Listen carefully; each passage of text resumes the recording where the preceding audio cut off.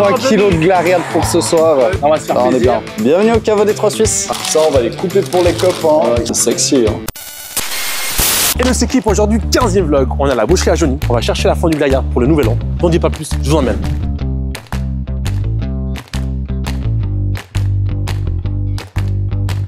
Et voilà l'équipe.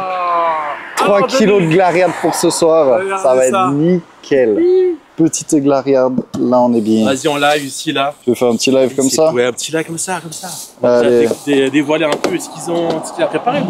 Oh là là, les amis. Là, on va se faire là, on plaisir. est bien. Putain, l'odeur du machin quoi. Voilà, et avec ça, on a les sauces. Avec, ouais, on a les sauces aussi qu'il a préparées. On a des petites épices pour la glariade aussi, pour le bouillon. Les épices là, bouillon premium, ça va être incroyable. Nickel. Alors pour les personnes qui connaissent pas, on va tout expliquer ce soir au caveau. Bon les amis, on est arrivé au caveau. Bienvenue au caveau des Trois Suisses. Ah ouais, ça va être magnifique, vous allez voir.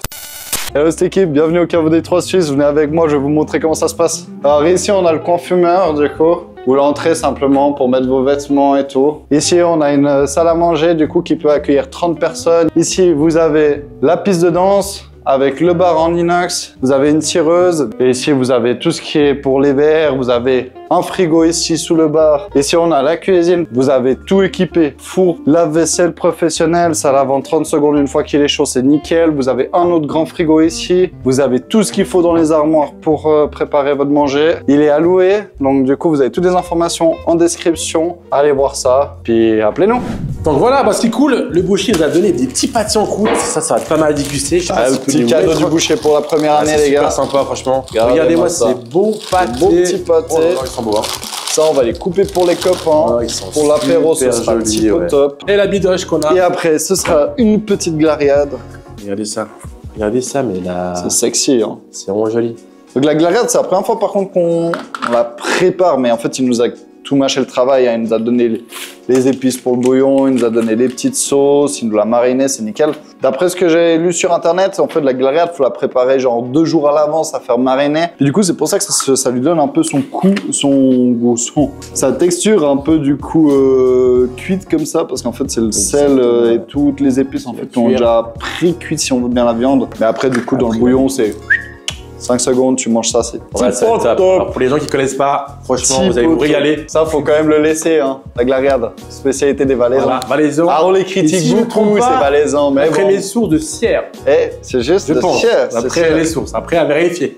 Donc là, on a 1,5 kg. Alors, est-ce que ça passe dedans? Mais oui, ça va. 1,5 kg au frigo pour ce soir. Voilà. Et il y a encore 1,5 kg qui arrive. Qui va arriver là. Et franchement, le prix très correct. Encore plus que correct. Ouais. Pour une fondue qui est marinée, de l'onglet de bœuf. Ouais, onglet de bœuf mariné avec. Alors, normalement, c'est pas l'onglet, c'est le rumsteak. Mais là, il n'en avait plus, malheureusement.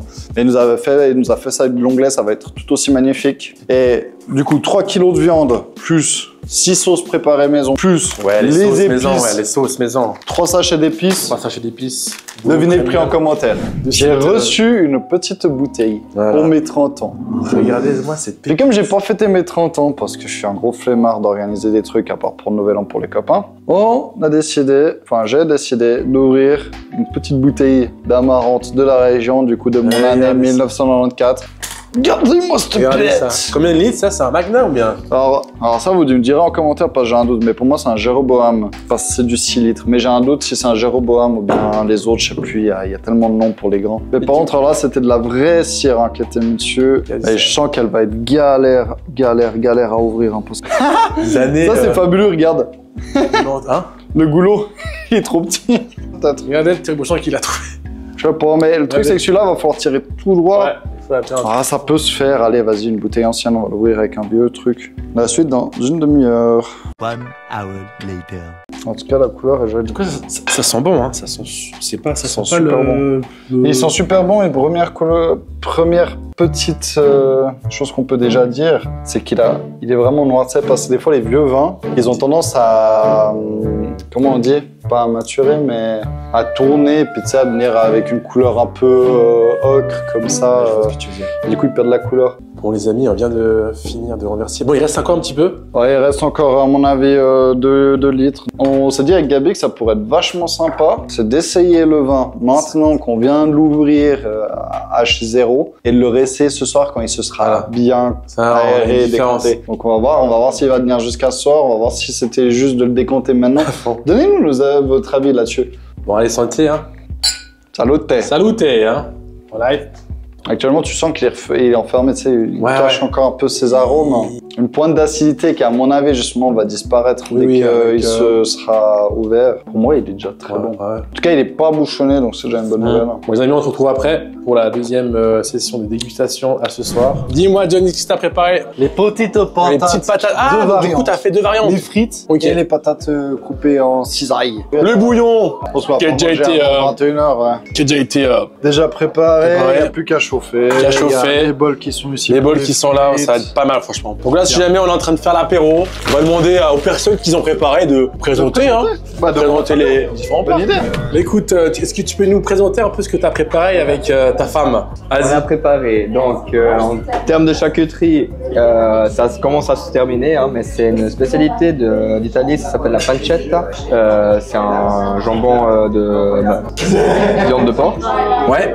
Ensuite, on a ici un grand classique, c'est les crevettes aux sauce cocktail. Ça, c'est le tzatziki, Tzatziki, ouais, le c'est une fameux spécialité grecque. Ensuite, on a le guacamole. guacamole ici. Amérique latine. Ça, c'est du hummus. Hummus, ouais. On est au Liban et accompagné du coup avec aussi des roulades. Ouais. Il y en a au prosciutto puis au saumon aussi.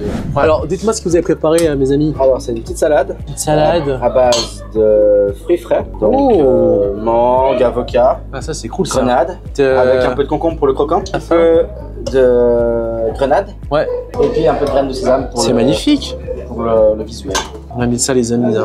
Ça sera l'entrée après l'apéro, là. En tout cas, ça a très frais, en tout cas. Bon, les amis, on passe aux entrées avec le vin qu'on a décompté cet après-midi. Ça, c'est une belle surprise, ou pas.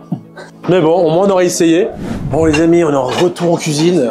On va passer au plat principal avec le bouillon qui est en train de cuire, là. Regardez ça. Ça sent bon, ça sent super bon. Du coup, premier format de type de patate. Patate en frites. Ok, la deuxième type de patate.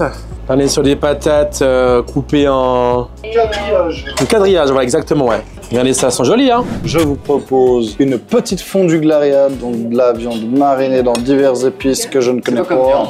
C'est de l'onglet. Non, l'onglet de bœuf. base, c'est du exactement, rumsteak. un onglet. Vous voyez, sur les côtés, la spécialité, c'est que la viande, elle est marinée. C'est pour ça que sur les côtés, c'est assez cuit comme ça. Et c'est mariné avec des épices et tout. Alors, franchement, c'est super pour les personnes qui connaissent pas. Regardez ça. Avec une lumière, peut-être on voit mieux. Prends la fourchette comme ça, hop.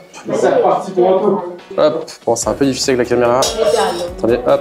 Je la dans le bouillon. Tout simplement, l'attends. Moi, je la mange. Regardez ça, les amis. Elle est bonne la viande. Bon, je l'ai un peu surcuit, mais je pense qu'elle va être tout aussi bonne, je pense. Du coup, tu trouves comment, du coup? Moi, j'aime bien. J'aime bien, hein. J'adore la J'aime marque. bien tes origines. Sans Hein. le poivre. Faut savoir que Antonin n'avait jamais goûté avant. Ouais, j'avais jamais goûté avant, J'avais c'est jamais vrai goûté en avant, plus. Bon là, je goûte avec la petite sauce. Voilà. Ça altère un peu le goût, mais la sauce est vachement bonne. Délicieux. Mais sans sauce, Les daltoniens. très très bon.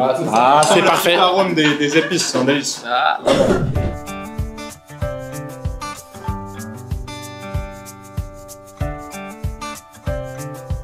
Et les amis,